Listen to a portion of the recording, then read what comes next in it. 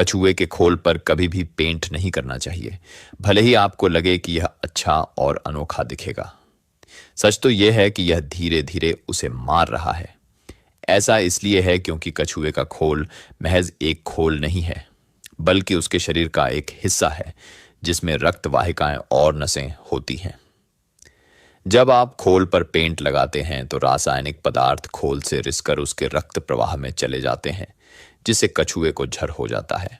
भले ही वह तुरंत न मरे, लेकिन पेंट सूरज की रोशनी को रोक देगा, जिससे कछुआ जरूरी पोषण अवशोषित नहीं कर पाएगा और उसका खोल कमजोर होता जाएगा। अगर कोई कहता है तो मैं पेंट की बजाय स्टिकर का उपयोग करूंगा, तो यह और भी बदतर होगा। सिकुड़ने वाली फिल्म वाले स्टिकर कछुए के खोल को कसकर जकड़ लेते हैं, जिससे वह सामान्य रूप से विकसित नहीं हो पाता। नई कोशिकाएं किनारे पर ही दबकर रह जाती है, जिससे खोल धीरे धीरे विकृत हो जाता है और यहां तक कि कछुए के चलने फिरने को भी प्रभावित करता है।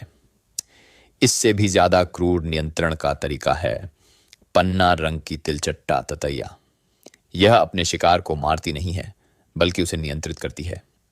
यह पहली बार डंक मारकर तिलचट्टे के पैरों को पंगु कर देती है। दूसरी बार यह दिमाग को लक्षित करके तंत्रिका कनेक्शन बदल देती है। फिर यह तिलचट्टे का एक एंटीना मूंछ काट देती है, जिससे रक्तस्राव निकलता है और फिर तिलचट्टे को कुत्ते की तरह खींचकर अपने घोंसले तक ले जाती है। तिलचट्टा आज्ञाकारी बनकर छेद में घुस जाता है, जहां उसे जीवित इनक्यूबेटर के रूप में बंद कर दिया जाता है। ततैया के लार्वा उसके अंदर से निकलकर उसे खाते हैं और बड़े होते हैं।